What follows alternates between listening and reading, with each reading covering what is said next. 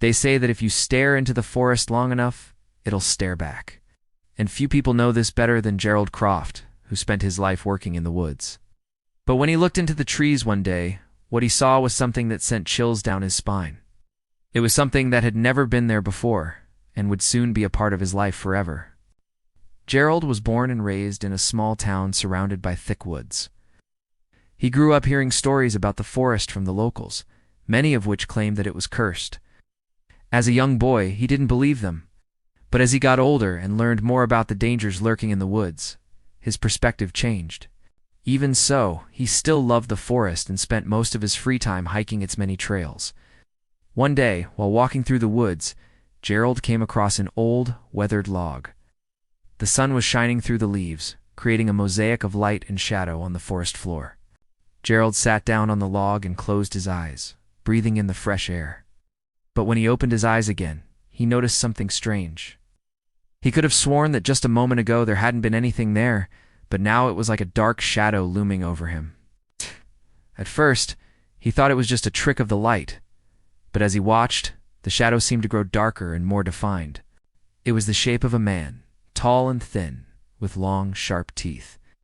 Gerald tried to ignore it at first, telling himself it was just a trick of the light or maybe a bear. But the longer he sat there, the more the shadow seemed to take shape.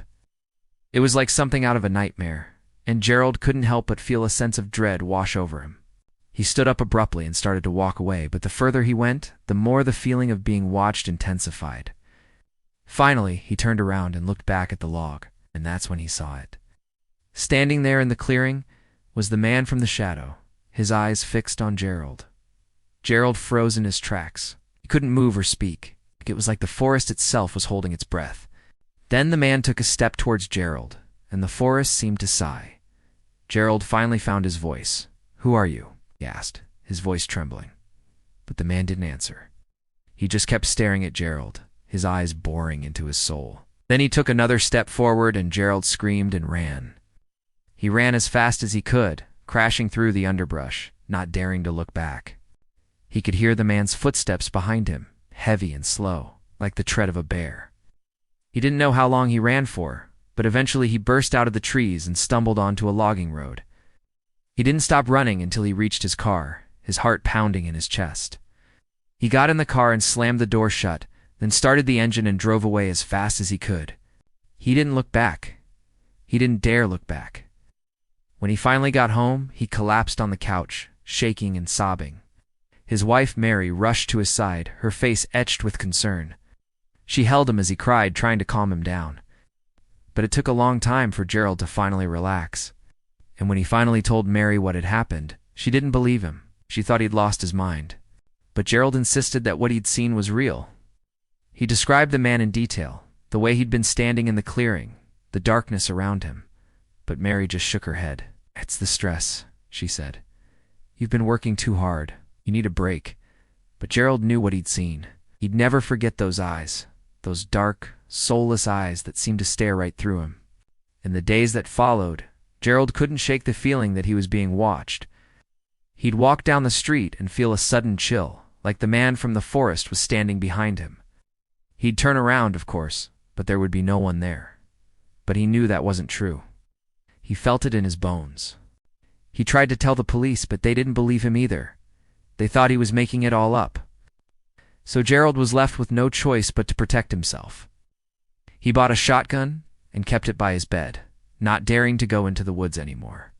But the strange things kept happening. Sometimes he'd hear footsteps outside his house in the middle of the night.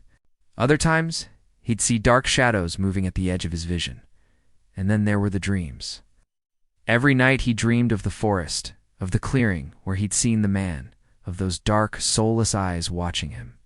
And every morning when he woke up, he'd feel the same dread and fear that had gripped him in the forest. One night, Gerald was awoken from a dream by a loud crash.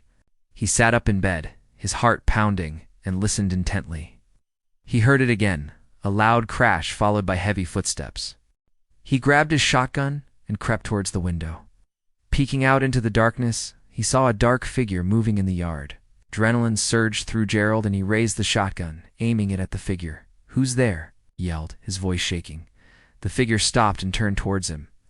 And in the dim light of the moon, Gerald saw it was a man. For a moment, their eyes met through the window, and Gerald felt a jolt of recognition.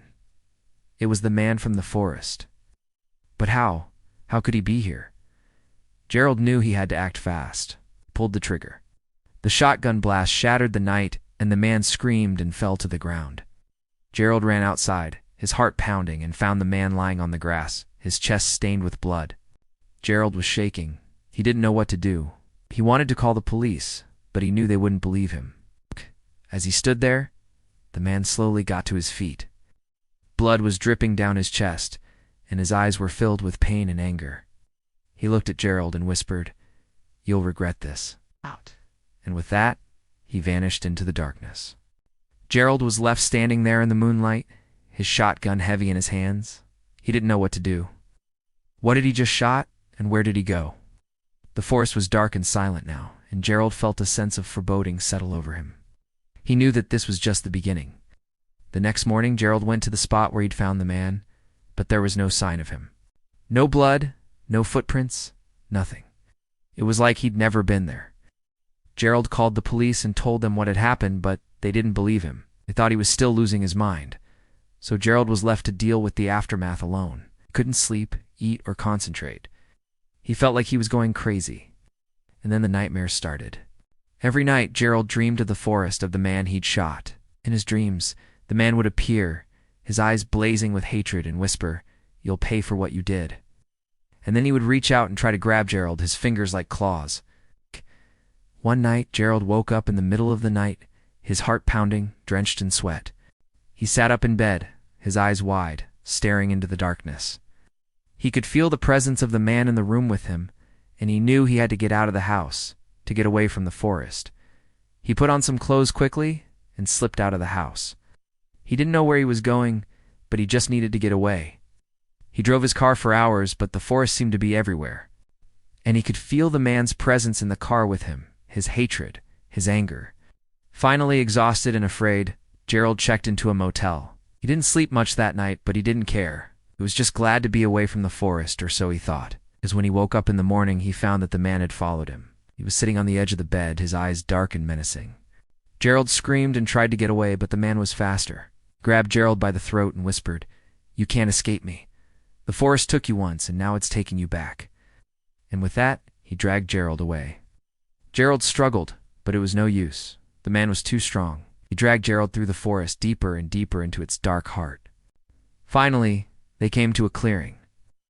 And in the middle of the clearing was a large, gnarled tree. The man pushed Gerald towards the tree and whispered, "This is where it begins." Then he let go and stepped back, revealing the truth. The man was not a man at all. It was the tree. The tree had taken the form of the man to lure Gerald into the forest. And now it was reaching out its branches towards him, its leaves rustling like whispers in the wind. Gerald stumbled back, his eyes wide with terror. He didn't want to go any further. But the tree seemed to sense his fear, and its branches reached out towards him, wrapping themselves around him like icy fingers. He screamed as he was pulled towards the tree, his body being crushed by its powerful branches. The last thing he saw was the forest floor rushing up to meet him, the leaves and dirt obscuring his vision, and then everything went black. The forest had claimed another victim. The tree swayed gently in the breeze, its branches heavy with the souls of those it had taken. And as the sun set, the forest grew dark, hiding its secrets deep within its shadowy depths.